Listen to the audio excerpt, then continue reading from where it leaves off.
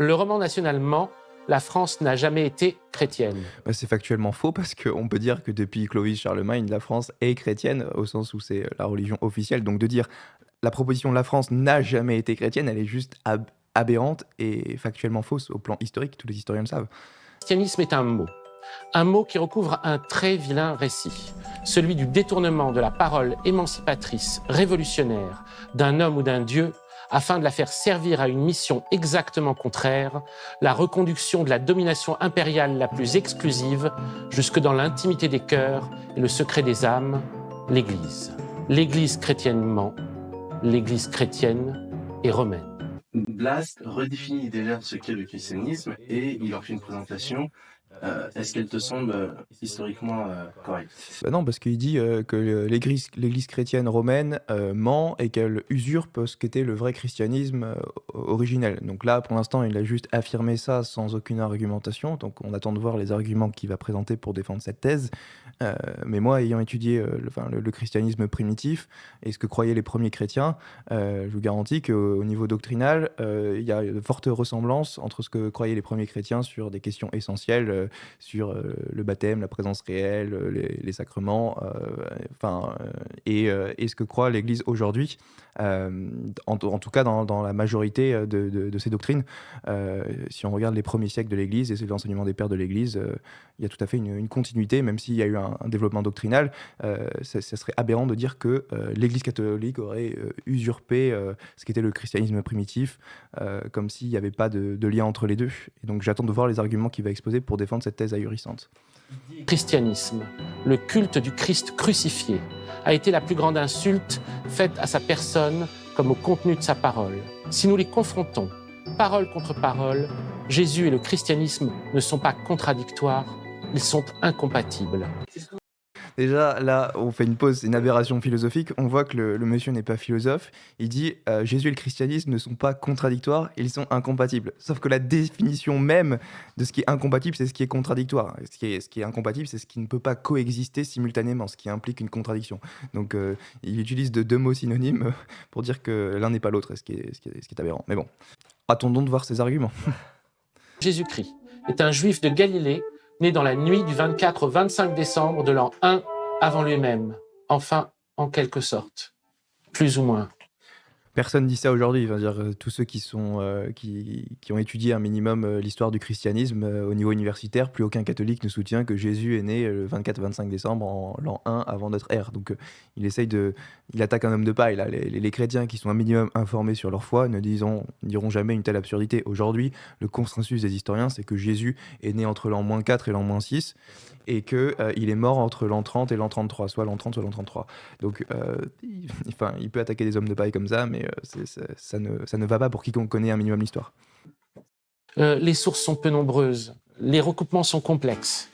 Tout ce que je vous dirai aujourd'hui sera nécessairement rempli d'imprécisions et d'à peu près. Il vient de dire les sources sont peu nombreuses. On a quand même, par rapport aux standards de l'Antiquité, les textes du Nouveau Testament, c'est quand même 27 livres, d'accord, 27 livres, dont les évangiles, des 4 biographies détaillées sur la vie de Jésus, les actes des apôtres qui retracent toute l'histoire de l'Église primitive, les lettres de Paul qui sont encore antérieures aux évangiles qui datent des années 50, notamment pour un Corinthien, Galates, un Thessalonicien, etc., et qui retracent les grandes lignes de la vie de Jésus à peine 20 ans après sa mort, ce qui est, par rapport aux standards historiques de l'époque, génialissime. Donc je dirais que, il se plaint du fait qu'on ait peu de sources et que, sous-entendu, elles ne soient pas très fiables, mais par rapport à n'importe quelle autre personne de l'Antiquité, les sources du christianisme sont abondantes, elles arrivent au 1er siècle et elles sont historiquement très très solides. En comparaison, nos meilleures biographies de la vie d'Alexandre le Grand, Arrien et Plutarque, ont été rédigées plus de 300 ans après la mort d'Alexandre le Grand, par quelqu'un qui ne l'a pas connu. Et pourtant, on ne dit pas on ne peut rien savoir sur la vie d'Alexandre le Grand. Donc, bref. L'homme a très probablement existé. Sa réalité historique n'a été contestée que très tardivement. À partir du XVIIIe siècle et de 2 types aujourd'hui relativement oubliés, Constantin François Volney et Charles François Dupuy, qui défendirent alors la thèse dite métiste, celle que Jésus soit une invention pure et simple, la création d'une communauté juive dissidente. Alors, vous voyez, même lui reconnaît que la thèse mythiste est insoutenable et que Michel Onfray raconte n'importe quoi, que c'est une thèse qui a été inventée au XIXe siècle par Dupuy-Volney, qui a été reprise quelques années après par Couchou, Bauer, Strauss, mais qui n'est totalement abandonnée aujourd'hui par le consensus académique sur la question. Même les exégètes athées comme Bart Ehrman reconnaissent évidemment que Jésus a existé et que c'est absurde de le nier. Et pour les auditeurs qui voudraient approfondir, je vous renvoie au livre de Bart Ehrman qui a publié en 2012 le livre Did Jesus Exist, qui prouve l'existence historique de Jésus. Voilà, de la part d'un historien athée, c'est quand même intéressant de voir que lui-même ridiculise les mythistes comme Michel Onfray qui nie l'existence historique de Jésus. Curieusement, une des toutes dernières personnes à défendre cette théorie est Michel Onfray, en 2017. Je cite Michel Onfray. « Dans la configuration judéo-chrétienne, Jésus est une fiction qui cristallise l'annonce qui fut faite de lui, écrit Michel Onfray dans Décadence. De sorte que ceux qui l'ont fait pour le futur l'ont construit tel qu'il a été annoncé dans le passé. Jésus est le nom donné par ceux des Juifs qui croyaient que le Messie n'était pas à venir, mais qu'il était déjà venu. Il suffisait pour dire qu'il avait été et comment il avait été, de puiser dans les textes qu'il annonçait pour en faire celui qui, de fait, parce que sa vie coïncidait avec ce qui avait été dit de lui, semblait être véritablement le Messie annoncé. La biographie de Jésus est écrite avant même qu'il n'ait eu à vivre sa vie, d'autant qu'il n'a pas eu besoin de la vivre, puisqu'il ne l'a pas eue. Ok. Alors ce n'est pas du tout la thèse de la majorité, pour ne pas dire la quasi-totalité des historiens et des chercheurs contemporains, même non chrétiens, même non croyants, et même franchement hostiles aux chrétiens. On ne parle pas des miracles ou de la résurrection, mais des faits eux-mêmes de son arrestation, de son jugement et de sa crucifixion, qui sont, eux, très peu douteux. Il y a une raison logique à le penser. S'il y avait vraiment eu des doutes sur l'existence d'un homme nommé Jésus qui aurait été arrêté et crucifié, les premiers adversaires du christianisme, qu'ils soient romains ou juifs, les auraient exploités. Ils ne l'ont pas fait. Ils se sont moqués de l'adoration que les chrétiens avaient pour cet homme. Ils ont trouvé ce culte stupide ou répugnant, mais ils n'ont pas remis en question le fait qu'il ait existé. Il y a une autre raison. Là, c'est bien, on peut reconnaître qu'au moins il y a un bon point de ce documentaire, c'est qu'il est honnête sur le consensus actuel des historiens sur l'existence historique de Jésus et effectivement, il a tout à fait raison. C'est vrai, c'est nié par personne aujourd'hui qui enseigne dans une université majeure ou qui a un doctorat en histoire antique ne nie la thèse mythiste. Donc, Ouais. Et je crois que tu as écrit un ouvrage sur le sujet. oui, j'ai écrit d'ailleurs moi-même un ouvrage de réfutation du livre de Michel Onfray qui s'appelle « Non, le Christ n'est pas un mythe », qui prend systématiquement tous les écrits de Michel Onfray sur le christianisme, allant du traité d'athéologie qu'il a publié en 2005 jusqu'à son récent livre en 2023, Théorie de Jésus. Donc je prends ces 4 livres, traité d'athéologie, Décadence, Anima et Théorie de Jésus, et je fais une analyse systématique de la pensée d'Onfray sur le christianisme et je réfute ces arguments contre l'existence historique de Jésus qui sont d'une nullité assez pitoyable. Et voilà, si certains sont intéressés par un approfondissement de ce sujet, je vous renvoie à ce livre.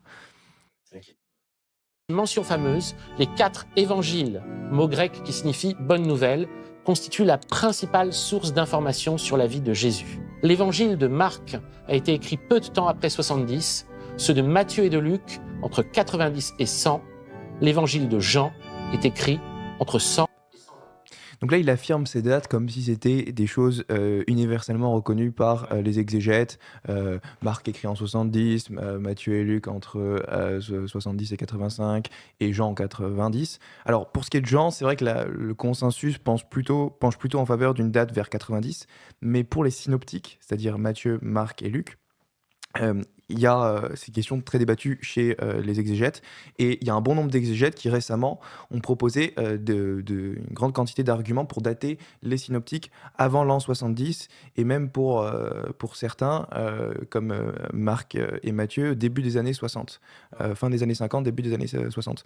Donc on peut dire qu'il y a un consensus des historiens pour dire que l'ensemble des évangiles sont datés entre l'an 50 et 90, mais il y a quand même une bonne partie des exégètes qui soutiennent que les évangiles synoptiques ont été écrits dans les années 60. Donc pour ceux qui voudraient approfondir, je vous renvoie à mon livre qui développe un peu certains de ces arguments, et je m'appuie entre autres sur les exégètes comme Philippe Roland, Claude Tresmontant, aussi Richard Bauckham et John Robinson, qui lui est un libéral, c'est-à-dire que c'est pas un conservateur qui veut à tout prix dater les évangiles avec des dates très anciennes. Non, c'est juste qu'il se dit, il défend la thèse qu'on peut dater la quasi-totalité du Nouveau Testament avant l'an 70. Donc ce sont des dates qui sont encore débattues chez les exégètes, donc c'est un peu bizarre pour lui d'affirmer ça comme si Comme c'était si ça. c'était impossible. Ouais. Et on peut signaler que pour l'époque, ces standards-là sont quand même relativement très courts. C'est-à-dire entre les événements et le moment de la rédaction, euh, par rapport aux standards de l'époque, c'est quand même très court. Bien sûr, parce que même si on admet leur date tardive, la datation la plus tardive possible, donc entre 70 et 90, ça reste néanmoins entre 30 et on va dire 60 ans après la mort de Jésus, entre 40 ans et 60 ans après la mort de Jésus, ce qui est rien par rapport aux standards historiques de l'époque. Parce qu'encore une fois, je l'ai dit tout à l'heure, Alexandre le Grand, les meilleures biographies qu'on a sur lui, elles datent de 300 ans après les faits, par des auteurs qui ne l'ont pas connu. Et il faut savoir que à l'époque, le peuple juif et dans l'Antiquité, les gens fonctionnaient surtout par tradition orale au début. Avant que les textes soient mis par l'écrit, ils étaient répétés, appris par cœur, transmis, un peu comme ceux qui font du théâtre aujourd'hui apprennent leurs pièces par cœur, qui savent délivrer parfaitement devant une foule. Et donc la notion de tradition orale, c'est très présent dans le judaïsme du 1er siècle. Et que les textes aient été écrits quelques dizaines d'années après la mort de Jésus, ça pose aucun problème. C'est au contraire, c'est très très bon par rapport aux standards historiques de l'époque, sans oublier le fait que les épîtres de Paul sont encore antérieures à ça et qu'on peut en dater certaines des années 50. Voilà. Les évangiles, Jésus est qualifié plusieurs fois de nazoréen, ce qui signifie peut-être celui qui observe la loi ou celui qui se consacre à Dieu. On trouve également le qualificatif de nazarénien, soit provenant du village de Nazareth, ce qui renvoie alors à son lieu de naissance. Dans leurs évangiles, Luc et Matthieu font naître Jésus à Bethléem. Ce fait n'est pas certain. Bethléem est la ville du roi David, et cette naissance a peut-être un but théologique, pour accomplir la prophétie de Michée, selon laquelle le Messie serait issu de... Alors là, on a typiquement une méthodologie qui présuppose le matérialisme athée. Le raisonnement, c'est le suivant. On sait tous que les miracles et les prophéties sont impossibles, parce que Dieu n'existe pas. Et donc, vu qu'on sait que les prophéties sont impossibles, c'est impossible qu'une prophétie soit réalisée, une prophétie annoncée dans l'Ancien Testament soit réalisée dans le Nouveau Testament. Donc, lorsqu'on lit que Michée 5.2 annonce que le Messie naîtra à Bethléem, et qu'on retrouve que c'est le cas dans le Nouveau Testament, on en conclut forcément que le Nouveau Testament a inventé cela pour correspondre à l'Ancien Testament, parce qu'on sait que c'est impossible que les prophéties se réalisent. Mais vous voyez que dans cet argument, il y a ce présupposé non défendu qui est la thèse de l'impossibilité des prophéties, donc de l'inexistence de Dieu. Parce que si Dieu existe, les prophéties sont possibles en théorie. Et on ne peut pas l'exclure comme hypothèse a priori. Donc son argument présuppose l'inexistence de Dieu. Pétition de principe. L'année de sa naissance est également incertaine. On oscille aujourd'hui entre 9 et 2 avant Jésus-Christ. Oui, ça fait bizarre. La date du 25 décembre aurait été fixée au IVe siècle pour coïncider avec la fête romaine de Sol Invictus. Avant cette date, la nativité était fêtée le 6 janvier. Jésus est le fils de Marie et de Joseph le charpentier. Mais les évangiles de Matthieu et de Luc le disent conçu par la vertu du Saint-Esprit, ce qui entraîne des débats sur lesquels on ne reviendra pas ici, sur la virginité de Marie à la naissance de Jésus. Les évangiles mentionnent l'existence de frères et de sœurs, dont le fameux Jacques le Juste. La question des frères et sœurs de Jésus sera contestée à partir du IIe siècle, où on défendra l'idée d'une virginité perpétuelle de Marie. Alors là, il fait référence à la question des frères et sœurs de Jésus dans l'Évangile. Alors si certains ont lu les Évangiles, par exemple Marc 6, vous voyez que Jésus avait des frères et sœurs qui sont listés, Jacques, Jude, Simon, tout ça. Et donc certains disent, bah oui, mais du coup, Marie n'était pas perpétuellement vierge. C'est un peu ce que disent certains protestants. En réalité, le mot grec qui est utilisé pour dire frère, c'est adelphos. Et adelphos, on pense que c'est la traduction de l'araméen, parce que les évangélistes parlaient en araméen, et qu'après, ils ont été traduits en grec. En tout cas, pour l'évangile de Matthieu, on a de bonnes raisons historiques de penser qu'il fut d'abord rédigé en araméen. Et en fait, le mot araméen pour frère, c'est H-A. Aha. Et donc, et ce mot, en fait, il signifie pas uniquement les frères de sang, mais il peut signifier aussi les cousins et aussi les relations familiales. Donc, par exemple, dans l'Ancien Testament, on a des... Alors, c'est pas de l'araméen, du coup, ça sera dans la Septante, c'est l'Ancien Testament transcrit en grec. Et on a aussi le mot adelphoi qui est utilisé pour décrire des relations de oncle et neveu. Donc, dans Genèse, je crois que c'est Genèse 17 de mémoire, on a Abraham et Lot qui sont adelphos. Alors qu'on sait qu'évidemment, ils ne sont pas frères de sang.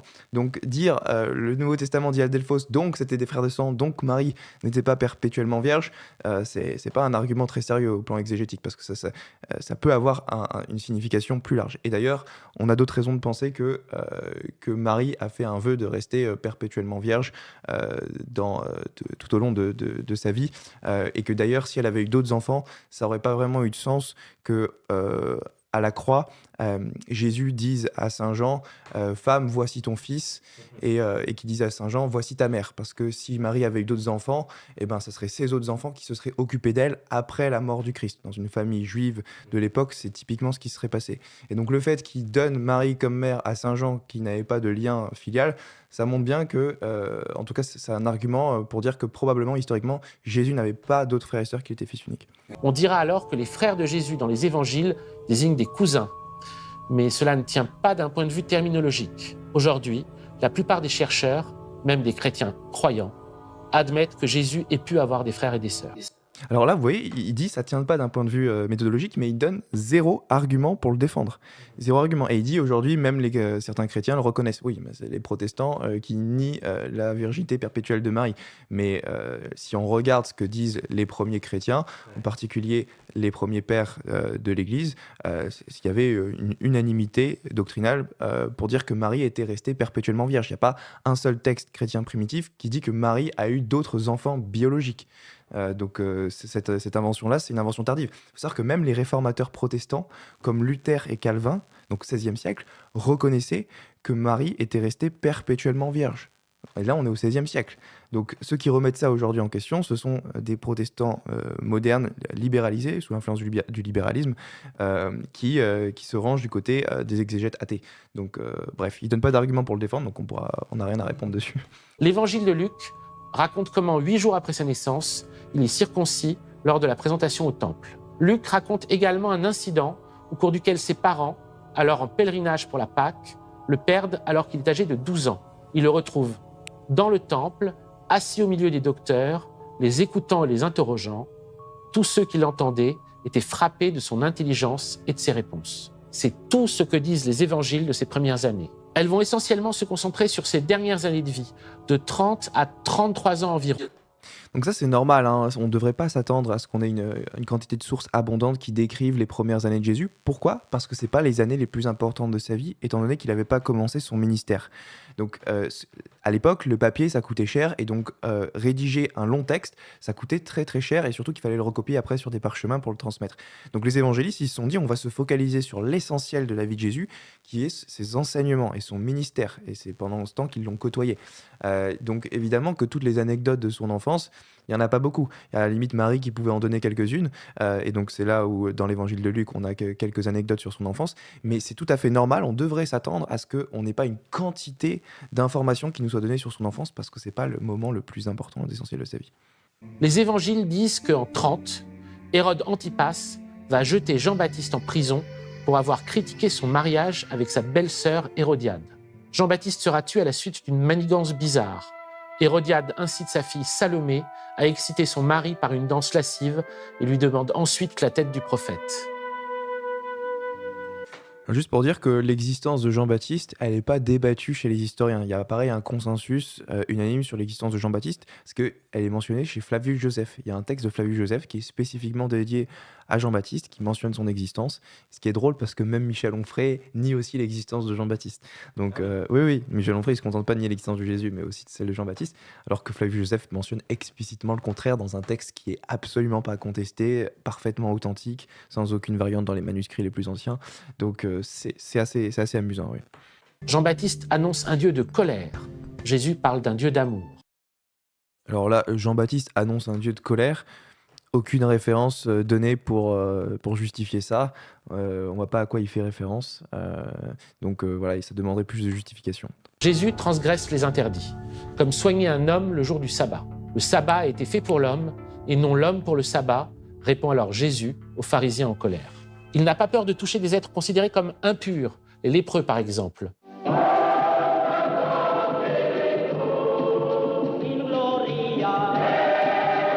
Il soigne même des non-juifs. Un fils de centurion romain, par exemple, dont il dit « Même en Israël, je n'ai pas trouvé une aussi grande foi ». Autre provocation, et de taille, ses bonnes relations avec les femmes. Les épisodes sont nombreux. Il y a par exemple une femme dite pécheresse qui pleure à ses pieds et essuie ensuite ses pleurs avec ses cheveux, puis baise ceux-ci et les oint de parfum. Le pharisien qui l'avait invité, voyant cela, dit en lui-même « Si cet homme était prophète, il connaîtrait qui et de quelle espèce est la femme qui le touche, il connaîtrait que c'est une pécheresse. » Mais Jésus, lisant dans son cœur, lui dit « Vois-tu cette femme ?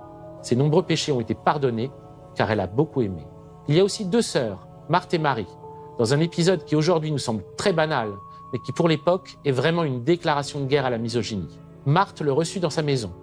Elle avait une sœur nommée Marie, qui s'étant assise aux pieds du Seigneur, écoutait sa parole. Marthe, occupée à divers soins domestiques, survint et dit « Seigneur, cela ne te fait-il rien que ma sœur me laisse seule pour servir ? Dis-lui donc de m'aider. » Le Seigneur lui répondit « Marthe, Marthe, tu t'inquiètes et tu t'agites pour beaucoup de choses. Une seule chose est nécessaire. Marie a choisi la bonne part qui ne lui sera point ôtée. » Enfin, il ne rejette pas les marginaux. Les Samaritains, par exemple, les anciens Juifs séparés des autres entre le 6e et le 5e siècle avant notre ère, et qui sont mis au banc de la société. Jésus les fait apparaître dans une parabole, un récit symbolique qu'il raconte à un pharisien et dont on peut dire, avec des mots d'aujourd'hui, que c'est un modèle d'antiracisme. Un homme descendait de Jérusalem à Jéricho. Il tomba au milieu des briques.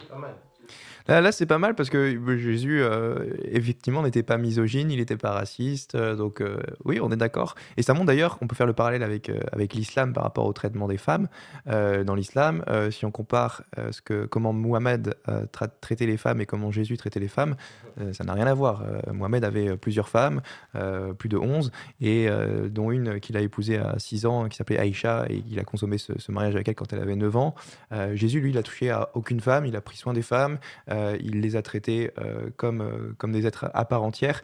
Il ne les a pas dénigrés, il ne les a pas lapidés, contrairement à certains hadiths sahih de l'islam qui affirment que Mohammed a approuvé la lapidation des femmes. Donc il y a une vraie opposition sur le traitement des femmes entre ce qu'a fait Jésus au plan historique et ce qu'a fait Mohammed. Et donc je suis content que au moins ce documentaire ait l'honnêteté de reconnaître que Jésus n'était pas misogyne. Puis il y a l'épisode de la résurrection. 3 jours plus tard. Cet épisode n'est décrit en tant que tel dans aucun évangile. Il se déroule dans le secret. Les évangiles présentent des épisodes issus. Alors, dire l'événement en tant que tel n'est décrit dans aucun évangile, s'il veut dire par là qu'aucun évangile ne décrit physiquement comment le corps est revenu à la vie, oui, c'est vrai, mais dire que les évangiles ne décrivent pas la résurrection, c'est faux au sens large. C'est comme si je vous dis, là j'ai les cheveux longs et que après je reviens, je vais chez le coiffeur et je reviens 3 jours après, j'ai le crâne rasé. Vous pouvez en déduire que je me suis fait couper les cheveux, même si vous n'avez pas vu le processus du coupage de cheveux avoir lieu. Et de dire, on peut en déduire logiquement que je suis passé chez le coiffeur. De la même manière, si vous voyez un homme vivant un jour, un homme mort un jour et que vous le voyez vivant 3 jours après, vous pouvez en déduire qu'il est ressuscité. Il n'y a pas besoin que les évangiles décrivent le processus physique de la résurrection. Donc dire que les évangiles ne parlent pas de la résurrection, c'est quand même assez drôle. C'est une nouvelle religion qui va émerger du culte autour de la résurrection de Jésus. L'histoire de la séparation entre le courant chrétien et le judaïsme sera esquissée dans les Actes des Apôtres, un texte attribué à Luc, écrit entre 80 et 90, Alors, de dire que les Actes des Apôtres ont été écrits entre l'an 80 et 90, enfin, on peut démontrer que c'est faux historiquement, parce que les Actes des Apôtres mentionnent une quantité d'événements, enfin non, ne mentionnent pas une quantité d'événements qui ont eu lieu dans les années 60 et 70, d'accord? Donc on a par exemple la mort de Jacques le Juste qui est mort en 62 qui n'est pas mentionné, on a la destruction du temple de Jérusalem qui a eu lieu en 70 qui n'est pas mentionné, on a la mort de Paul qui a eu lieu vers 65, entre 65 et 67 qui n'est pas mentionné, la mort de Pierre qui est mort en 64 qui n'est pas mentionné. Je rappelle que Pierre et Paul, c'est quand même les deux héros des Actes des Apôtres. Et les Actes des Apôtres décrivent leur vie au quotidien, les persécutions qu'ils subissent. Ça aurait été quand même la moindre des choses de mentionner leur mort. Et ils ne le font pas.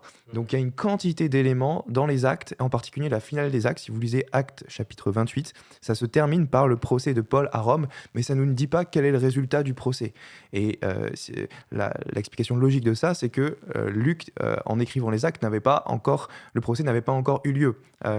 Saint Paul était resté 2 ans en prison en maison d'arrêt et il n'y avait pas encore le verdict du procès. Et donc il y a une grande quantité d'historiens comme Brand Petrie, comme Richard Bauckham, qui vont dire que tous ces éléments qui ont eu lieu dans les années 60 et 70, le fait qu'ils ne soient pas mentionnés et qu'on devrait s'attendre à ce qu'ils soient mentionnés, parce que c'est des gros trucs, montre que les actes ont été rédigés avant cette date, donc avant l'an 62, en tout cas début des années 60. Ce qui implique que l'évangile de Luc a été rédigé avant, parce que Luc, ça a été rédigé par l'évangéliste Luc avant le livre des Actes des Apôtres. Les Actes des Apôtres, c'est son deuxième livre. Et donc Luc précède les Actes, et on dit en général que Luc, c'est le 3e évangile écrit, parce que Luc dit au début de son évangile que beaucoup ont entrepris d'écrire des récits sur ces événements, et donc la majorité des historiens pensent que Luc est le 3e évangile écrit, et que avant Luc, il y avait Marc et Matthieu, donc ça fait remonter Marc et Matthieu à la fin des années 50, début des années 60. Voilà, c'est ce que défendent en tout cas certains historiens que je cite dans mon livre. En gros, le succès du christianisme, tel que je comprends, je peux me tromper, vraiment, c'est cette espèce d'alchimie bizarre et extrêmement inquiétante qui consiste à avoir à la fois une aspiration magnifique, absolue, totalement légitime, mais pour pouvoir l'atteindre, on te met dans une machine qui va te détruire.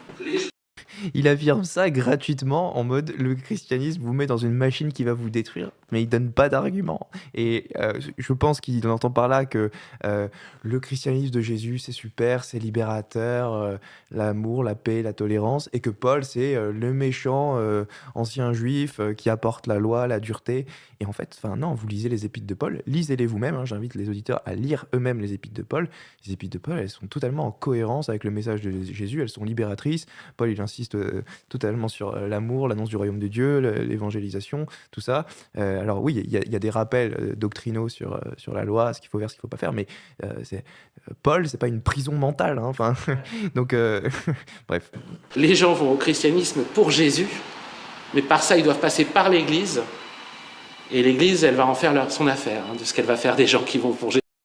Là, il dit, pour arriver par Jésus, il faut passer par son église. Bah oui, parce que Jésus a fondé une église. Donc si on veut suivre les enseignements de Jésus, si on pense que Jésus est Dieu et qu'il est ressuscité, et qu'on voit historiquement que Jésus a fondé une église sur les 12 apôtres, ça veut dire qu'il faut suivre cette église que Jésus a fondée. Sinon, on ne fait pas sa volonté. Et donc la question au plan historique, c'est où est passée cette église que Jésus a fondée?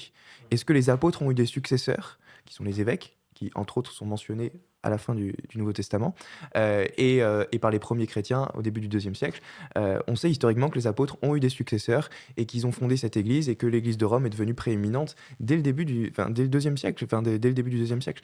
On a une quantité de sources historiques là-dessus, avec Clément de Rome, Saint Irénée, etc. Donc voilà, j'attends de voir ces arguments pour contrer l'église romaine. Tant de fois, dans toutes les histoires humaines, tu vas voir des choses de ce genre, c'est-à-dire une aspiration pour la liberté et derrière une compréhension du message qui va être épouvantable. Tu peux voir ça même, c'est peut-être pas Jésus, mais quoi, le communisme. Marx, grand écrit émancipateur, grande vision, et puis derrière, la Russie de Staline ou la Chine de Mao, c'est pareil. D'une certaine façon, c'est pareil. Donc il compare les écrits originaux de Marx avec ceux qui ont mal viré, entre guillemets, avec le mauvais communisme à la Staline, à la Mao.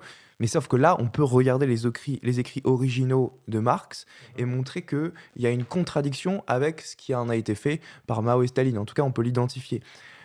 Pour ce que fait l'Église aujourd'hui et ce qu'enseignent les évangiles, il faut montrer qu'il y a une contradiction. S'il y a une contradiction, alors ok, son argument sera valide. Mais depuis tout à l'heure, il affirme qu'il y a une contradiction et que l'Église fait des choses qui sont opposées à l'Évangile, mais il ne l'argumente pas, il ne défend pas ce point qui est essentiel. Or, à aucun moment, Jésus ne juge la vie privée des hommes qu'il rencontre. Il ne s'immisce jamais dans leur vie sexuelle, comme on dirait aujourd'hui. À répétition. Alors ça c'est faux. Enfin, Jésus parle de la sexualité, de la vie sexuelle, il parle du péché, de l'immoralité de l'adultère, de l'immoralité du divorce. C'est partout, c'est dans Matthieu 19.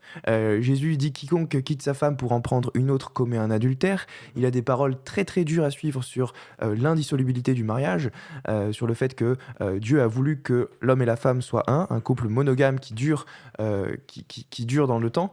Et il a des paroles qui sont contre le fait de coucher en dehors du mariage, quand il nous dit « l'homme quittera son père et sa mère et s'attachera à sa femme, et les deux ne feront qu'une seule chair ». Et les deux ne feront qu'une seule chair, il vient après le fait d'être uni à sa femme. Donc Jésus s'est opposé à des pratiques sexuelles hors mariage. Donc il a parlé de sexualité et de mariage et de divorce, d'immoralité. Jésus parle de la loi morale aussi. C'est pas un bisounours, New Age, baba cool, nous dit il n'y a plus de morale. Mais il semble ne pas avoir lu les évangiles, puisque dans Jean 4, le dialogue avec la Samaritaine est à propos de sa vie sexuelle. Oui, exactement. Il lui dit tu as eu 5 maris et il va pas la condamner parce qu'elle est repentante. Jésus, il condamne jamais ceux qui sont repentants et qui ont un cœur sincère pour demander le pardon de leurs péchés. Mais il dit à des gens ne pêche plus, arrêtez de pécher. Il dit à la femme adultère, il la sauve de la lapidation parce qu'elle est repentante, et il lui dit je ne te condamne pas, va et ne pêche plus. Il lui dit ne pêche plus. Le péché, c'est pas bien, c'est une offense à Dieu. Donc Jésus, c'est à la fois l'amour et la vérité en même temps. C'est à la fois l'amour des pécheurs repentants et la vérité pour les guider dans le droit chemin. C'est pas juste la liberté, on fait ce qu'on veut quand on veut. Non, ça c'est quelqu'un qui dit ça n'a pas lu les évangiles. À répétition, il demande de ne pas juger les autres. Ne jugez point, c'est sa phrase. Ceux qui dénoncent les mœurs des autres sont toujours considérés par lui comme des hypocrites, souvent pires que ceux qu'il dénonce. Il s'oppose à la... Alors quand Jésus dit « ne jugez pas » dans Matthieu 7, c'est ne jugez pas les autres, ne jugez pas leur cœur, ne jugez pas leur fort interne. On peut toujours juger le fort externe des personnes, c'est-à-dire on peut juger les actes en tant que tels en disant « tel acte que tu as commis, ça c'est immoral, il faut t'en repentir ». Et d'ailleurs Jésus le dit lui-même de faire ça dans Matthieu 18 quand il dit « si ton frère vient à pécher, reprends-le ». Reprends-le, ça veut dire, en quelque part, dis-lui qu'il fait n'importe quoi. Reprends-le, s'il t'écoute, tu as gagné ton frère. S'il ne t'écoute pas, prends un autre frère avec toi et va le reprendre encore une fois. Et s'il ne t'écoute pas, dénonce-le à la communauté et du coup, il sera considéré comme un païen, un publicain. Donc Jésus, en pratique, même s'il disait qu'il ne fallait pas juger le fort interne des gens, juger leur cœur, parce que seul Dieu peut juger nos intentions, notre cœur, il affirmait quand même qu'on pouvait reprendre son frère qui était dans le péché et juger ses actes. Donc, encore une fois, cette idée du Jésus baba cool, ne jugez pas, tout le monde il est gentil, il est beau, c'est faux au plan historique. Il faut lire les évangiles. Misogynie criminelle, comme à la sexophobie de son époque, dans l'épisode dit de la femme adultère. Les scribes et les pharisiens amenèrent une femme surprise en adultère et la plaçant au milieu du peuple, ils dirent à Jésus « Maître, cette femme a été surprise en flagrant délit d'adultère.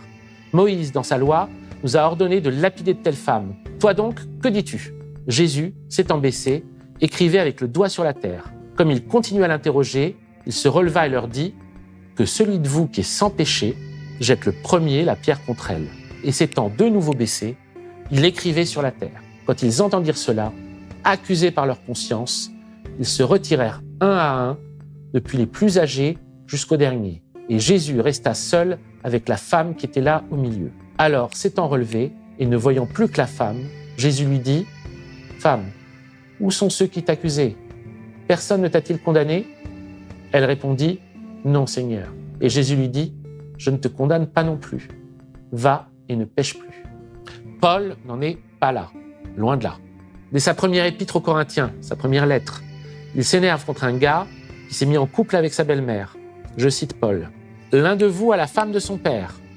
Pour moi, absent de corps, mais présent d'esprit, j'ai déjà jugé, comme si j'étais présent, celui qui a commis un tel acte. » Donc là, il n'y a pas de contradiction entre ce que dit Paul et Jésus, parce que Jésus n'a jamais fait la promotion de l'adultère quand il a pardonné à la femme adultère. Il lui dit « Va et ne pêche plus, ne recommence plus, ne commets plus l'adultère ». Donc quelque part, il jugeait son péché comme étant quelque chose de mal, même s'il l'a pardonné, il ne l'a pas condamné.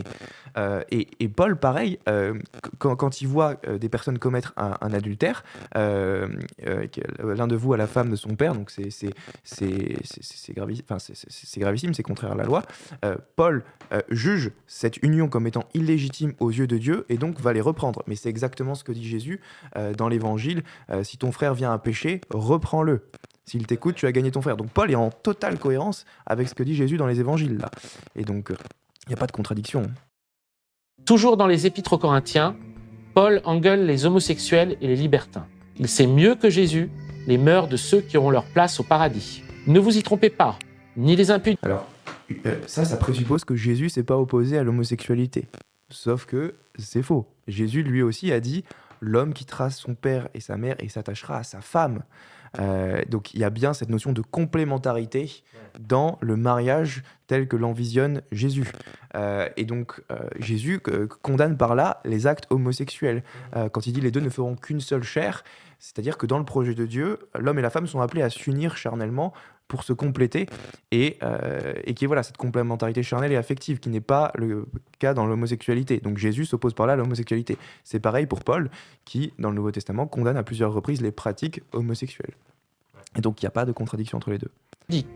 Ni les idolâtres, ni les adultères, ni les efféminés, ni les infâmes, ni les voleurs, ni les cupides, ni les ivrognes, ni les outrageux, ni les ravisseurs n'hériteront du royaume de Dieu. Alors certes, dans le fameux sermon sur... Saint Paul parle évidemment de ces gens qui ne sont pas repentants. Donc si on est impudique, idolâtre, adultère, infâme, voleur, cupide, tout ça, et qu'on n'est pas repentant, maintient son péché face à Dieu, on dit non Seigneur, je refuse de me repentir. Là oui, effectivement, ces gens-là n'hériteront pas du royaume des cieux. Ouais. Donc il n'y a rien de contraire à la miséricorde, parce que Dieu est toujours prêt à nous pardonner si on commet un péché. Et ça, Jésus l'a montré, et Paul aussi. Paul insiste à de nombreuses reprises sur la miséricorde infinie de Dieu. Ça, évidemment, il n'en parle pas. Mais donc oui, effectivement, ce passage parle des pécheurs non repentants. On peut comprendre cette parole comme l'idée que nul n'est jamais indemne de ce qu'il condamne. Jamais. Il y a de l'hypocrisie à dénoncer son voisin et de la bêtise à s'enorgueillir. Et dès que nous croyons que nous sommes des hommes meilleurs que les autres dans nos actes, alors précisément, nous nous interdisons la possibilité de nous améliorer. Mais alors là, ces deux interprétations, elles ne sont pas incompatibles les unes avec les autres. Les deux peuvent être vraies simultanément, et d'ailleurs elles le sont. Quand Jésus dit qu'il ne faut pas commettre l'adultère et que si quelqu'un regarde avec convoitise la femme d'autrui, il a déjà commis l'adultère dans son cœur, c'est hyper fort, c'est encore plus exigeant que la loi du judaïsme. Donc quelque part, Jésus est encore plus moralisateur que la loi juive. Donc de faire Jésus quelqu'un qui serait pas du tout moralisateur, qui serait faites ce que vous voulez, commettez l'adultère, non, c'est pas ce que dit Jésus. Jésus, il insiste sur l'importance du respect de la sexualité telle qu'elle a été voulue dans le plan de Dieu. Et donc, il dit pas du tout ce que ce monsieur veut lui faire dire d'un Jésus libéral qui accepterait les pratiques liberticides de notre époque. Se contrefiche de la famille. Enfin, plus exactement, il ne considère pas la famille comme une notion biologique. Il étend le concept. La foule était assise autour de lui et on lui dit « Voici, ta mère et tes frères sont dehors et te demandent. » Et il répondit « Qui est ma mère? Qui sont mes frères ?» Puis jetant les regards sur ceux qui étaient assis tout autour de lui, « Voici, dit-il, ma mère et mes frères, car quiconque fait la volonté de Dieu, celui-là est mon frère, ma sœur, ma mère. » Alors ça ne montre pas que Jésus s'oppose à la notion de famille biologique. Ça montre qu'il y a une famille plus grande qui est la famille spirituelle, la famille de la communauté des croyants, qui fait qu'on est unis en Christ, qu'on est une famille, nous les chrétiens. Mais ça n'enlève rien au fait que Jésus considère la famille biologique comme parfaitement légitime. D'ailleurs, quand il parle du mariage, c'est le cas. Donc, bref. Il est même très sévère, puisque sur la question du divorce, il dit « N'en était pas ainsi au commencement ». Ne permettant pas la possibilité de divorcer. Donc, en disant que le mariage, la famille, le foyer qui est formé, il doit être solide et il doit être pérenne. C'est ça. Et donc, quand il dit c'est à cause de la dureté de votre cœur que Moïse vous a permis de prendre plusieurs femmes, à l'origine, il n'en était pas ainsi, ou que Moïse vous a permis de divorcer de vos femmes, à l'origine, il n'en était pas ainsi. Donc, Jésus, ultra exigeant sur le divorce. Est-ce que ce monsieur du documentaire serait prêt à suivre les enseignements de Jésus s'opposant au divorce? Je ne suis pas certain. Enfin, il se contrefiche encore plus du mariage, puisque cela ne fait même pas partie des sujets qu'il juge dignes d'aborder. Paul, on l'a compris. Quoi? Il raconte n'importe quoi. On se demande s'il a déjà lu les évangiles. Jésus parle du mariage dans les évangiles, dans Marc, dans Matthieu 19. Lisez Matthieu 19, 1 à 12. C'est très clairement un enseignement sur le mariage. Donc c'est juste délirant de dire que Jésus parle pas du mariage. Faut vraiment soit être de mauvaise foi, soit être totalement ignorant. Paul, on l'a compris, n'aime pas le sexe. C'est faux. Paul, dans 1 Corinthiens 7, il dit très bien que le mari et sa femme peuvent justement avoir des relations sexuelles et prendre du plaisir ensemble. D'ailleurs, le Cantique des Cantiques, qui est texte de la Bible, du judaïsme, dont Paul est issu, fait la promotion du plaisir sexuel dans le cadre de l'union maritale. C'est deux jeunes époux qui décrivent de manière romantique leur sexualité. Donc, le plaisir sexuel n'est pas proscrit par Dieu, n'est pas mauvais. Les chrétiens ne rejettent pas en tant que tel le plaisir sexuel, tant qu'il est vécu dans le cadre du mariage indissoluble entre un homme et une femme et que c'est ouvert à la vie. Donc, voilà, c'est de dire que saint Paul s'oppose à la notion même de plaisir sexuel, c'est juste aberrant, c'est faux. Et il donne aucune citation pour le défendre. Mais il sait que ses interlocuteurs ne sont pas forcément comme lui. Du coup, il transforme son ministère en agence matrimoniale. Dans la première épître aux Corinthiens, il écrit « Je pense qu'il est bon pour l'homme de ne point toucher de femme.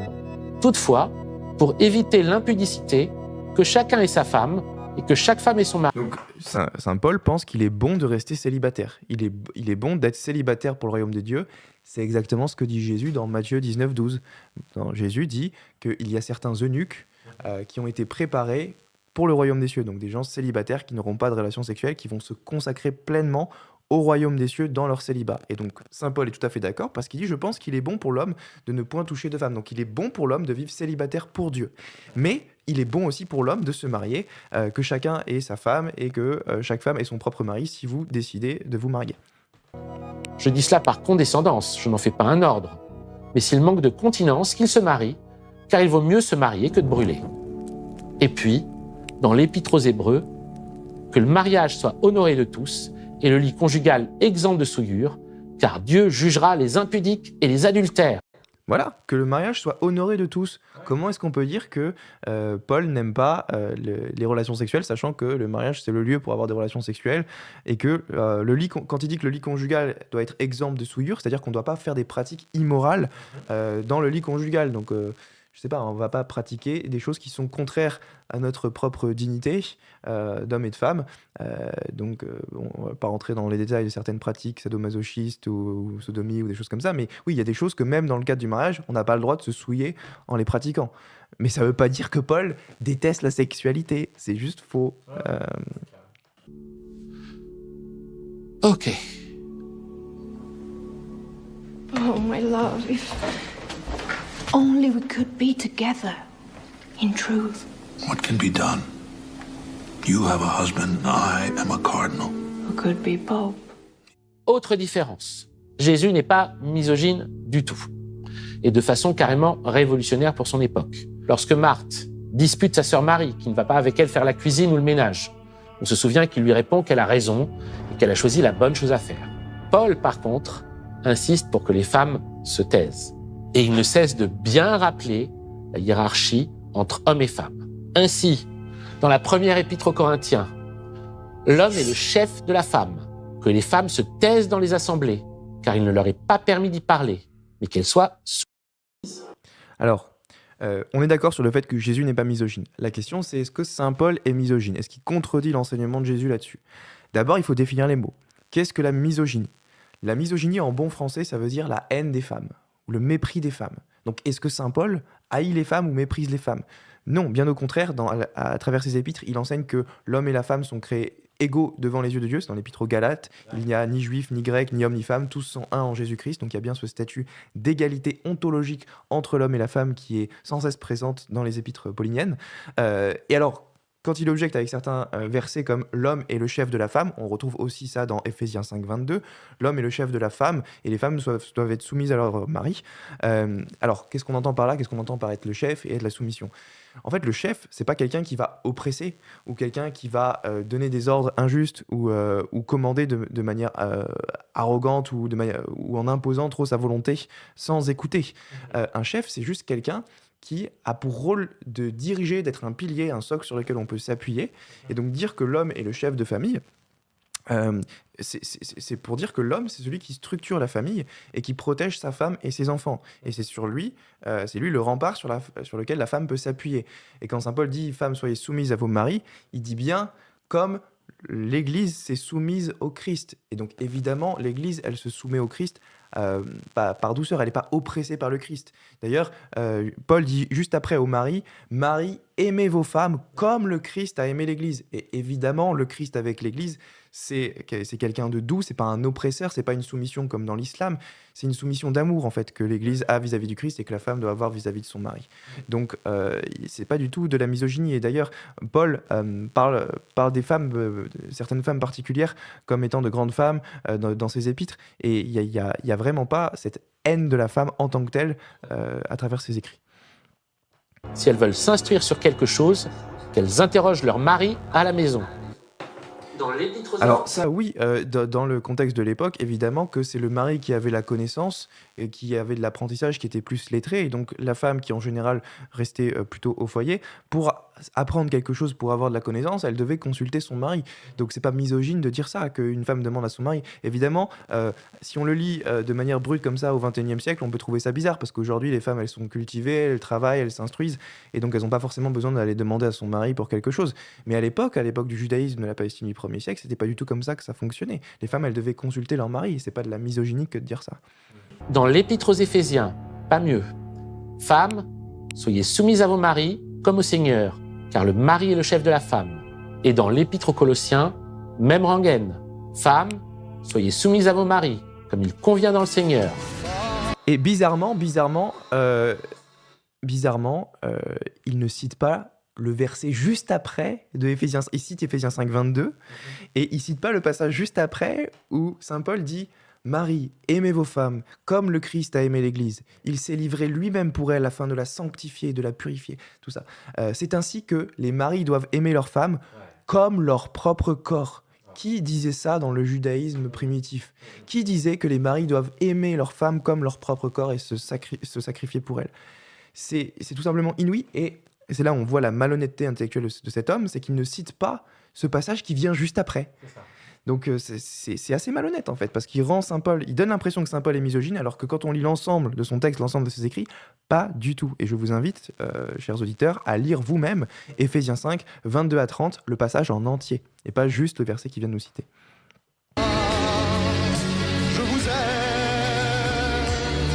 Continuons la comparaison. Jésus se méfie des riches. À propos d'un jeune homme riche qui ne veut pas renoncer à ses biens pour le suivre, il dit « Un riche entrera difficilement dans le royaume des cieux. Il est plus facile à un chameau de passer par le trou d'une aiguille qu'à un riche d'entrer dans le royaume de Dieu. » Qu'est-ce que ça veut dire ce passage? Ça veut dire que quand on est riche et qu'on garde cet argent pour soi, qu'on ne l'utilise pas à bon escient pour glorifier Dieu à travers des œuvres charitables, caritatives, effectivement, on n'héritera pas du royaume des cieux, parce que l'argent, c'est pas une fin en soi. On n'est pas fait pour récolter de l'argent sur terre.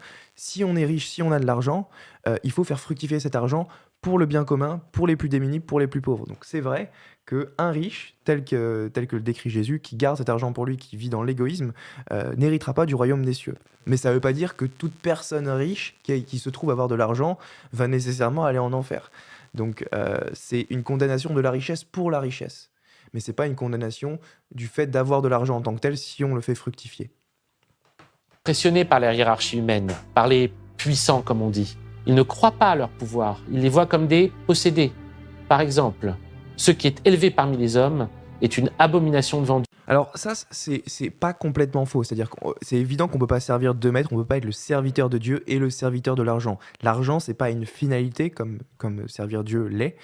c'est un moyen qu'on utilise pour essayer de faire fructifier le royaume des cieux. Donc par exemple, donner de l'argent aux pauvres pour les aider, ou alors donner des argents à, je sais pas, des associations qui accueillent des femmes enceintes ou des choses comme ça. Tout ça, c'est de l'argent utilisé à bon escient.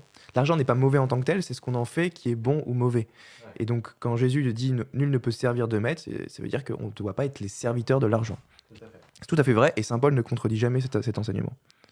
Puisque nos pères selon la chair nous ont châtiés et que nous les avons respectés, ne devons-nous pas, à bien plus forte raison, nous soumettre au Père des esprits?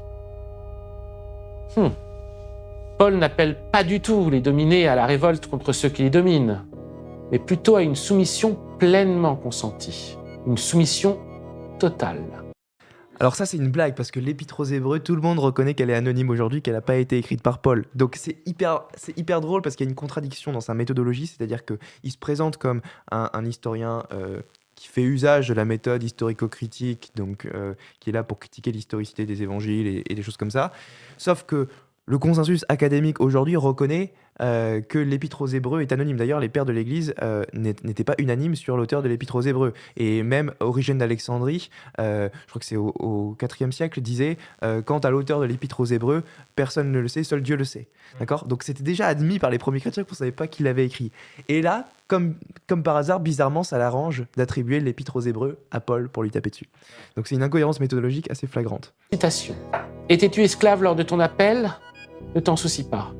Et même si tu peux devenir libre, mais plutôt à profit ta condition d'esclave. Simplicité de cœur, dans la crainte du Seigneur. Alors là, c'est la fameuse question de l'esclavage. Pourquoi est-ce que saint Paul n'a pas aboli l'esclavage ? Évidemment, saint Paul considérait dans toutes ses épîtres comme les esclaves comme étant égaux à leur maître. Il dit dans l'épître aux Galates qu'il n'y a ni juif ni grec, ni homme ni femme, ni esclave ni homme libre. Donc il les met tous au pied d'égalité. Vous êtes tous enfants du même Dieu. D'accord ? Donc il y a une égalité ontologique affirmée par Paul entre l'esclave et son maître. Par contre, compte tenu des circonstances de l'époque, saint Paul ne pouvait pas arriver comme ça en disant « On abolit l'esclavage, ça y est les gars, c'est fini, on veut vous convertir à la vraie religion, mais vous laissez tomber vos esclaves tout de suite. » En fait, non, ça ne marche pas comme ça, parce que l'esclavage était inscrit dans la culture de l'époque, et donc arriver comme ça de manière aussi brutale, ça aurait rebuté les gens vis-à-vis du christianisme. C'était trop brutal d'arriver comme ça, de la même manière que ça aurait été trop brutal pour Dieu d'arriver dans l'Ancien Testament avec la Nouvelle Alliance et la révélation plénière de l'Évangile. Le cœur de l'homme n'était pas encore prêt. Et donc il a fallu que les chrétiens comprennent petit à petit, que les gens comprennent petit à petit quelle était la dignité de l'esclave. Et saint Paul insiste bien sûr que les esclaves sont égaux en dignité à leur maître, et il invite dans d'autres passages que, évidemment, ce monsieur ne cite pas, aux maîtres de traiter leurs esclaves favorablement, sans les châtier, en prenant soin d'eux. Dans l'épître à Philémon, il parle même de l'esclave Onésime, de mémoire, dont il invite le maître à prendre soin de lui. Donc il y a vraiment cette douceur de Paul pour les esclaves qu'il considère comme étant égaux à leur maître, mais évidemment il ne peut pas arriver comme un bourrin en disant « les gars c'est fini, on abolit l'esclavage du jour au lendemain ». Et c'est que petit à petit que l'esclavage a été aboli. D'ailleurs c'est grâce à l'Église catholique en particulier que l'esclavage fut aboli. On a plein de textes des papes au XVe siècle, au XVIe siècle, au XVIIe siècle qui ont appelé à abolir l'esclavage, excommuniant ceux qui pratiquaient l'esclavage, alors que les mondes païens, les mondes non chrétiens, en particulier l'islam, voulaient garder l'esclavage légal, jusqu'à encore très récemment. Donc c'est grâce au christianisme qu'en fin de compte, l'esclavage fut aboli, en se fondant justement sur l'égalité ontologique entre l'esclave et leur maître qui est affirmée dans le Nouveau Testament. Faites souvent d'ailleurs. Si vous aviez de la foi et que vous ne doutiez point, quand vous diriez à cette montagne « ôte-toi de là et jette-toi dans la mer », cela se ferait. Mais là encore, est-ce suffisant pour parler d'une église ? Ne s'agit-il pas plutôt de la communion invisible qu'il y a entre les êtres humains et de la puissance spirituelle qu'ils sont capables de dégager lorsqu'ils s'entendent, lorsqu'ils s'accordent sur quelque chose ? En d'autres mots, ne s'agit-il pas de l'amitié, et même d'une amitié magique ? Ce n'est pas tout. Jésus... Mais là, il oppose des choses qui n'ont pas de sens. Évidemment que Jésus est pour l'amitié, pour le lien du cœur entre nous, mais ça ne prouve pas que Jésus n'a pas aussi fondé une église. Il faut qu'il traite du verset de Matthieu 16, 18 comme étant sérieux. C'est-à-dire que les premiers chrétiens ont affirmé historiquement que Jésus avait fondé une église sur le collège des 12. Donc à un moment, il ne peut pas se contenter de dire oui, mais l'église c'est que par le cœur. C'est-à-dire que c'est vrai, mais ça ne répond pas à la question essentielle qui est est-ce que Jésus a fondé une institution visible et hiérarchique ? Jésus répète sans cesse une chose, c'est de ne pas juger. alors que la création d'une Église, c'est évidemment la création d'un système de jugement. Que dit Paul dans la première épître aux Corinthiens ? On a déjà répondu à cette objection, mais encore une fois, Jésus, quand il dit ne jugez pas, il parle de juger le fort interne, le cœur d'autrui. On n'est personne pour juger ce que quelqu'un a dans le cœur, il n'y a que Dieu qui peut juger de ça. Par contre, on peut juger des actes et du péché, comme Jésus le dit à d'autres passages. Quand il dit si ton frère vient à pécher, reprends-le, s'il t'écoute, tu vas gagner ton frère. Donc Jésus invite évidemment aux hommes de juger les actes et de les reprendre, et il institue même la notion d'excommunication dans l'évangile quand il dit que si la personne refuse d'écouter l'église, qu'il soit considéré comme un païen ou un publicain. Ça, c'est après qu'il a été repris plusieurs fois. Si ton frère vient à pécher, reprends-le. S'il t'écoute, tu vas gagner ton frère. S'il ne t'écoute pas, prends un autre frère avec toi. Et s'il ne vous écoute toujours pas, parlez-en à l'église. Et s'il n'écoute pas l'église, qu'il soit considéré comme un païen. Ne savez-vous pas que les saints jugeront le monde ? Ne savez-vous pas que nous jugerons les anges ? Et nous ne jugerions pas, à plus forte raison, des choses de cette vie ? Quant à la hiérarchie que toute Église implique, totalement rejetée par Jésus avant son arrestation, lorsqu'il demande que personne ne se fasse le chef de l'autre, Paul la réaffirme avec... C'est tout à fait faux. Donc déjà, pour la question du jugement, j'aimerais répondre sur la question du jugement. Il dit qu'il ne faut pas juger, tout ça. Même lui, il n'est pas cohérent avec ça, parce que même lui reconnaît que c'est bon de juger parfois. Quand il dit que ce violeur, c'est un criminel, il est en train de porter un jugement. Quand il dit Hitler a été un connard en faisant le génocide juif, il porte un jugement. Pareil pour Staline, pareil pour Mao. Enfin, on porte forcément des jugements vers les criminels. Même les tribunaux, quand un tribunal condamne un homme à la prison ou à une quelconque peine, il est en train d'émettre un jugement. Donc ça prouve bien que c'est pas toujours immoral de juger quelqu'un et que même lui, il juge. C'est évident qu'on juge. Donc de dire faut pas juger, on est dans le monde des bisounours, ce n'est pas connecté à la réalité. Et alors là, il parle de la hiérarchie. On va remettre les 10 dernières secondes comme ça. Quant à la hiérarchie que toute Église implique, totalement rejetée par Jésus avant son arrestation, lorsqu'il demande que personne ne se fasse le chef de l'autre. C'est faux. Jésus parle de la hiérarchie quand il fonde son Église sur ses apôtres et en même temps qu'il donne une hiérarchie spéciale à la personne de Pierre dans Matthieu 16-18. On en a déjà parlé. C'est dommage qu'il n'ait pas fait une analyse détaillée au plan exégétique de ce passage parce que c'est un passage qui parle explicitement de la hiérarchie. Jésus ne s'intéresse pas au culte de sa personne. Ce qu'il attend de nous, c'est que l'on écoute et comprenne sa parole. Celui qui a reçu la semence dans la bonne terre, c'est celui qui entend la parole et la comprend. Il porte du fruit. Ce n'est pas dans l'histoire du christianisme qu'on trouvera beaucoup de personnes qui aient entendu sa parole. On les trouvera plus facilement chez des personnes que l'Église a rejetées, que les Églises ont rejetées. Ainsi, Jean-Jacques Rousseau, rejeté à la fois par les autorités catholiques et protestantes du XVIIIe siècle. Alors, Jean-Jacques Rousseau, il a été rejeté, non pas en tant que personne, mais pour ses idées, parce qu'il défend des idées qui sont totalement incompatibles avec le christianisme. Jean-Jacques Rousseau pense que l'homme naît naturellement bon. Ouais. D'accord ? Et ça, c'est totalement aux antipodes de la foi chrétienne, qui affirme que nous héritons tous du péché originel, qui nous est transmis par propagation héréditaire, et donc que nous avons une nature déchue. Nous naissons avec cette nature déchue et cette tendance au péché, à faire le mal. Et donc Rousseau, il dit exactement l'inverse. Il ne faut pas s'étonner que l'Église s'oppose à Rousseau. Donc, et c'est pas un mépris pour la personne de Rousseau, c'est un rejet de ses idées et de ses hérésies. À la mort. Surtout, Jésus a refusé tout usage de la violence pour faire accepter sa parole. Il l'a dit et redit. Je vous dis de ne pas résister aux méchants. Si quelqu'un te frappe sur la joue droite, présente-lui aussi l'autre. Aimez vos ennemis, bénissez ceux qui vous maudissent, faites du bien à ceux qui vous haïssent et priez pour ceux qui vous maltraitent et vous persécutent. Là, on a des très belles paroles de Jésus dans le sermon des Béatitudes, et elles sont vraies. Après, Jésus parle aussi en utilisant des métaphores. Quand il dit « si quelqu'un vous frappe à la joue droite, tendez l'autre joue », évidemment, c'est pas ce que vous devez faire littéralement. Si quelqu'un vous fout une baffe, vous n'allez pas faire « allez, vas-y, donne-en moi une autre ». Non, c'est évident que Jésus parle en métaphore. Quand il dit si ta main te porte à pécher, coupe-la, jette-la ». C'est évidemment une exagération pour dire qu'il faut faire attention. Mais c'est pas un appel littéral à se sectionner les parties du corps ou à tendre l'autre joue. Ce que veut dire Jésus, c'est qu'effectivement, il faut aimer ses ennemis, prier pour ceux qui nous persécutent, et ne pas chercher à répondre à la violence par la violence. Après, il peut exister des circonstances dans lesquelles on est obligé parfois pour protéger l'innocent, de réagir à la violence en la contrant. Donc, par exemple, en cas de légitime défense, Jésus ne s'est jamais opposé à la notion de légitime défense. Si quelqu'un vous agresse, vous avez le droit de vous protéger ou de protéger votre famille. C'est quand même la base.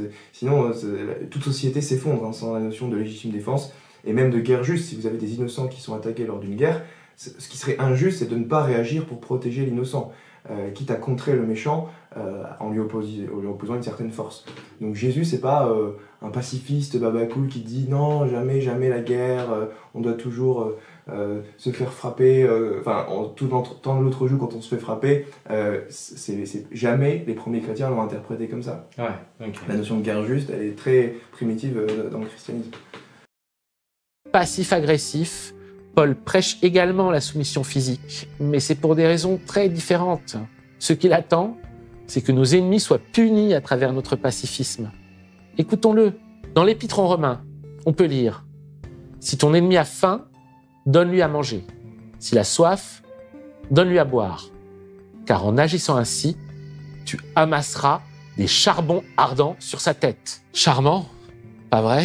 Ce n'est pas dans le christianisme institutionnel qu'on trouvera beaucoup d'adeptes de la manière de vivre préconisée par Jésus. C'est chez un romancier russe, anarchiste, antimilitariste et égalitariste, excommunié par l'Église orthodoxe russe en 1901, Léon Tolstoï, qui va forger la notion de non-résistance au mal par la violence, une notion qui sera la base d'inspiration de la résistance non violente de Gandhi.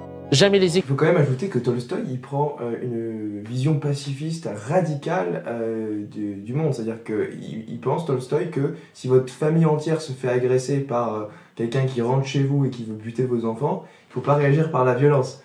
Il est quand même presque le seul à penser ça dans l'histoire des idées. Et je ne pense pas que ce soit le régime idéal dans lequel nous voudrions vivre. Ouais. Donc non, je pense que Tolstoï, c'est un idéaliste, c'est un rêveur. Et il a beau partir de bonnes intentions, c'est pas du tout réaliste. Aucune société ne peut fonctionner comme ça. Ouais. Je suis d'intermédiaire entre les hommes et Dieu, écrit Tolstoï dans Le Royaume de Dieu est en vous. Ce qui est d'ailleurs inutile et défendu par le Christ, qui a révélé sa doctrine directement à tout homme. Je considère comme une hérésie cette religion officielle appelée christianisme. Elle se sépare selon moi de celle du Christ par bien des divergences, au nombre desquelles j'ai tout d'abord constaté la suppression du commandement qui nous interdit de nous opposer au mal par la violence. Mais aussi, on peut affirmer qu'il est très difficile de suivre toujours cette règle, écrit Tolstoï dans Ce que je crois. On peut dire que c'est stupide, que le Christ était un rêveur, un idéaliste, qu'il a donné des règles impossibles à suivre. Mais il est impossible de ne pas reconnaître que le Christ a dit d'une manière claire et précise que l'homme ne doit pas... C'était en réponse à la loi du talion. Oui, c'était en réponse à la loi du talion, parce que la loi du talion, dans le contexte du judaïsme de l'époque, c'était œil pour œil, dent pour dent. Si quelqu'un vous frappe, vous le frappez en retour. Si quelqu'un vous arrache l'œil, vous lui arrachez son œil. C'est une réponse brutale et primitive. Et le Christ dit qu'il faut dépasser ça et qu'il ne faut pas rendre coup pour coup la violence qui nous est faite, accepter et pardonner son frère ou même ses ennemis avec beaucoup de miséricorde. Mais il dit pas que c'est jamais permis d'utiliser la violence pour protéger les plus faibles ou quoi que ce soit. D'ailleurs, quand Jésus est arrêté dans le jardin des Oliviers et qu'il se fait frapper par les gardes, il répond « Pourquoi me frappes-tu » Il dit pas « Vas-y, fous-moi encore une autre baffe ». Non, il lui fait comprendre qu'on peut pas utiliser la violence, mais lui-même il riposte pas. Mais de temps en temps, Jésus a utilisé lui-même de la violence avec les marchands du temple. Oui. Je suis désolé. Là, l'auteur de cette vidéo omet complètement le fameux épisode du marchand du temple où Jésus renverse les tables, utilise son fouet pour chasser ceux qui font commerce dans les églises. C'est une réaction violente, mais c'est une saine violence. Évidemment, il ne les a pas fouettés physiquement, corporellement. Oui. Il a claqué son fouet, renversé les tables. Il les a pas directement agressés dans leur intégrité physique, mais il a eu une réaction violente, ce qu'on appelle une sainte colère, une saine réaction. Et là, on est loin de toutes les idées de Tolstoï d'un ultra-pacifisme où on ne fait jamais rien de violent, quoi que ce soit. On nous dira les fins justifient les moyens. Mais tout l'enseignement de Jésus repose justement sur le fait qu'aucune fin, aussi bonne soit-elle, ne justifie un mauvais moyen. Mais ça, justement, s'il se renseignait un minimum, s'il avait un minimum de culture générale sur le catholicisme, il saurait très bien que l'Église condamne la proposition « la fin justifie les moyens ». Il lui aurait suffi de lire l'encyclique Veritatis Splendor de Jean-Paul II par exemple, ou même tous les textes de Pius, enfin en fait tout le magistère, tous les enseignements officiels de l'Église depuis le début enseignent très bien qu'on ne peut pas faire le mal moral pour qu'il en ressorte un bien. C'est très exactement ce que dit saint Paul dans Romains 3,8. On ne peut pas faire le mal moral en vue d'un bien. Donc, je sais pas, soit il est d'une ignorance totale sur ce qu'est le catholicisme, et même ce qu'enseigne saint Paul sur le sujet, soit il est de mauvaise foi, mais en tout cas, je vais présumer qu'il est juste ignorant et qu'il ferait mieux de se renseigner. Pierre, foudroyant 2 fidèles qui n'ont pas donné tous leurs flous aux apôtres, ne suit pas la parole. C'est pas dit que c'est Pierre qui a foudroyé les fidèles, c'est juste dit que Ananias et tout, il tombe par terre tout seul, et ça peut être, on peut l'interpréter comme Dieu qui choisit de reprendre leur vie, mais c'est pas Pierre, il n'est pas précisé que c'est Pierre qui les tue. Oui, et en plus ils mentent puisqu'ils ne sont pas tombés parce qu'ils ont volé l'argent, mais parce qu'ils ont menti au Saint-Esprit. Oui, c'est ça. C'est le mensonge qui est condamné, c'est pas le fait qu'ils aient gardé une partie de leur argent. Ouais. Donc dire que Pierre est un meurtrier, c'est un mensonge pur et simple. C'est pas possible. Il ne convoque pas le même Dieu. Lui aussi fait de la magie. Et attends, on peut juste faire remarquer que Pierre, c'est le disciple sur lequel Jésus a fondé l'Église. C'est probablement un de ses disciples les plus proches avec Jean. Pierre et Jean, c'est les 2 disciples les plus proches de Jésus. Ça serait quand même bizarre que pendant 3 ans, l'ayant côtoyé, il ait si mal compris son enseignement sur l'usage de la violence. C'est-à-dire que s'il y avait bien un gars pour comprendre les enseignements de Jésus, c'était plutôt Pierre. Donc voilà, est-ce qu'il faut mieux croire Pierre dans sa compréhension des enseignements de Jésus, ou ce monsieur qui en parle 2000 ans plus tard? Je laisserai les auditeurs libres d'en juger. La magie noire. Et celle-ci n'est compatible qu'avec une fin qui excuse de tels moyens. Cette fin, c'est l'Église.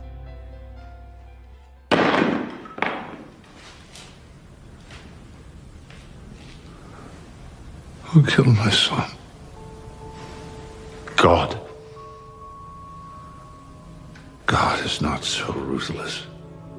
C'est-à-dire la domination psychique illimitée sur autrui, la prison spirituelle. On peut trouver ça formidable, on peut trouver ça brillant, concret, admirable, mais on ne peut pas prétendre qu'il s'agit d'une activité et d'une philosophie compatible avec la parole de Dieu. Là, il vient d'affirmer sans aucun argument que le catholicisme, c'est une prison spirituelle. Mais il ne justifie aucunement cette assertion outrancière. Il donne 0 argument pour justifier ça. Donc, comme il y a un slogan qui est connu qui dit « Ce qui est affirmé sans argument peut être réfuté sans argument ». Donc, moi, j'aimerais bien aimé réfuter ce qu'il dit, mais vu qu'il n'apporte pas d'argument positif pour soutenir sa thèse, je peux même pas répondre, quoi. Donc, à part lui dire de se justifier. Elles lui sont radicalement opposées. Et ça, Philippe Cadic, l'écrivain de science-fiction, le comprendra parfaitement. À l'instar de Tolstoï, il écrira que la révélation donnée par Jésus interdisait fondamentalement à celui qui croit en celle-ci de recourir à une organisation telle que l'Église. Je cite, « Si Dieu réside dans chaque homme, écrit Dick, alors toute forme d'organisation hiérarchique prétendant détenir le monopole du vrai et dispensant celui-ci de haut en bas est l'ennemi de l'espèce humaine. » Ça, c'est juste, cet argument, la conclusion ne s'ensuit pas de sa prémisse initiale. Il nous dit si Dieu réside en chaque homme, alors toute forme d'organisation humaine prétendant détenir la vérité est l'ennemi de l'espèce humaine. Mais d'où il sort ça? Il serait tout à fait possible que Dieu réside en chacun d'entre nous, dans notre cœur, et qu'en même temps, Dieu ait choisi de fonder une institution humaine sur laquelle il envoie son Saint-Esprit, son esprit de vérité, pour la guider dans la vérité jusqu'à la fin du monde, pour qu'elle enseigne la vraie doctrine à ses fidèles sur les questions liées à la foi ou à la morale. C'est tout à fait plausible que Dieu ait choisi de fonder cette institution lui-même en désignant un groupe d'hommes, voire avec un chef, pour guider l'ensemble de son Église sur terre dans la vérité. Et ça, c'est pas du tout contraire au fait que Dieu réside en chaque homme. Donc, voilà, le propos là est totalement intenable.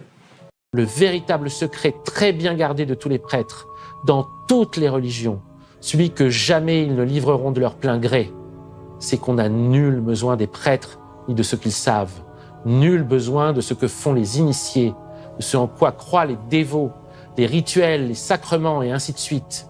La vérité est que Dieu habite toutes choses sans limite. Mais c'est pas incompatible. On peut dire que Dieu habite toutes choses sans limite, qu'il est présent partout en chacun d'entre nous, et qu'en même temps, Dieu a voulu sélectionner une partie des hommes pour être prêtres, pour avoir une vocation spéciale au sein de l'Église, pour guider les fidèles dans la vérité et pour leur distribuer la grâce de Dieu à travers les sacrements. Et ça, c'est ce qu'a fait l'Église primitive en baptisant. C'est-à-dire que les apôtres de Jésus ont baptisé. Ils ont fait usage des sacrements.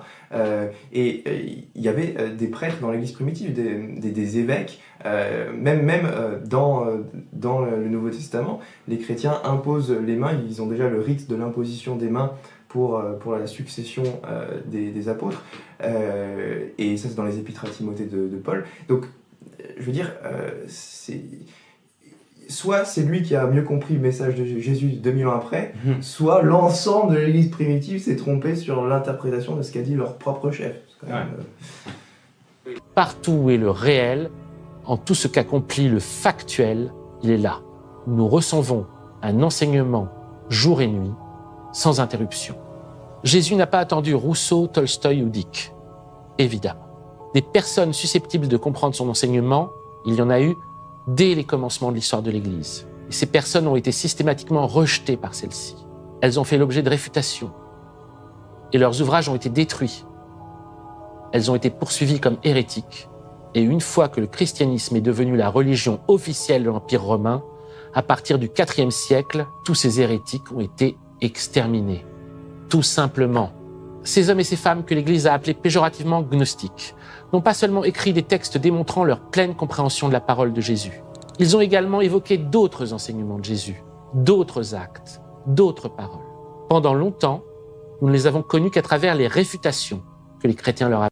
Mais les gnostiques, c'est une élite intellectuelle qui pense que, qui déteste le corps et qui met en avant l'esprit pur et l'intelligence pure. Et c'est une secte élitiste qui ne s'adresse pas à l'ensemble de l'humanité. Et ça, s'il y a bien un des enseignements qui est contraire à l'enseignement de Jésus, c'est précisément celui-là. C'est-à-dire que l'Église, elle est universelle, elle est faite pour tous les hommes, pas pour une petite secte élitiste de personnes qui dédaignent le corps et qui mettent en avant le pur esprit et l'intelligence.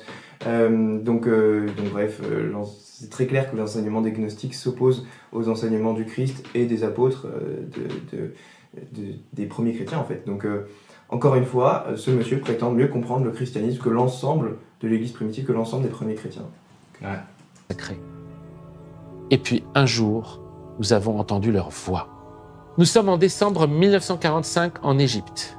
Un agriculteur, Mohamed Ali El Saman, et ses frères partent à cheval dans le désert de Nagamadi, sur la montagne du Djebel El Tarif. Mohamed et ses frères comptent venger le meurtre de leur père et inspectent les lieux.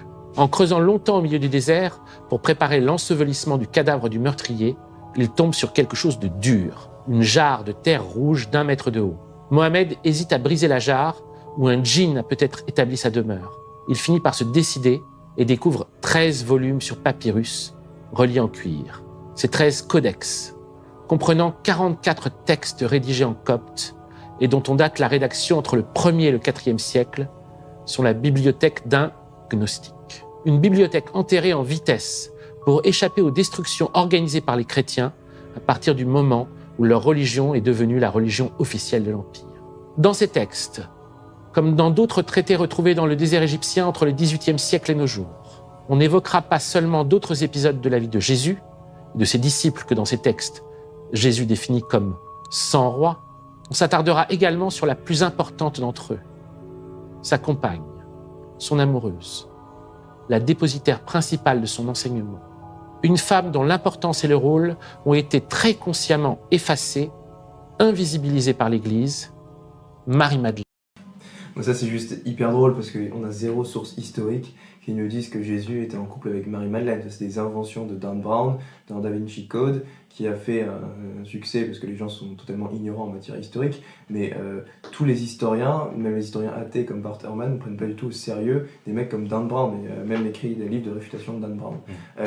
Il n'y a aucune source, je le répète, il n'y a aucune source historique primitive qui mentionne une quelconque relation que ce soit, une relation amoureuse entre Jésus et Marie-Madeleine. Jésus était proche des femmes, certes, c'est présent dans tous les évangiles, mais jamais Jésus a eu une femme, une épouse ou même une relation amoureuse avec une des femmes de l'évangile, ni même Marie-Madeleine. Donc, encore une fois, il affirme ça sans aucune source. Exactement.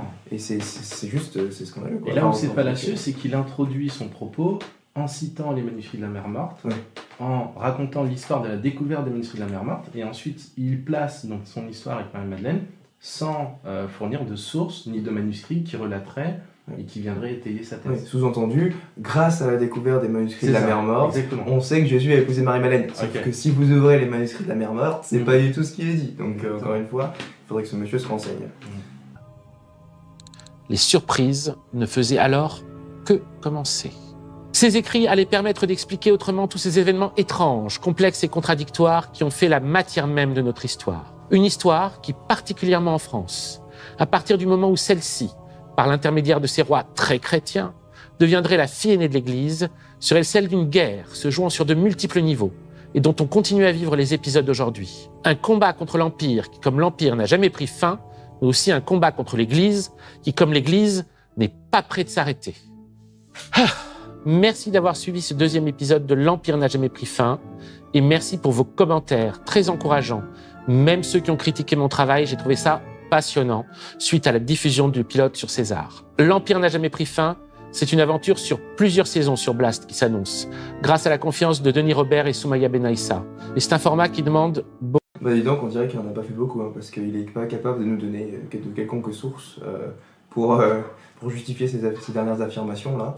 Donc si un jour il veut faire un vrai travail de recherche, il faudra qu'il nous apporte des sources précises pour justifier ces accusations outrancières à l'égard du christianisme.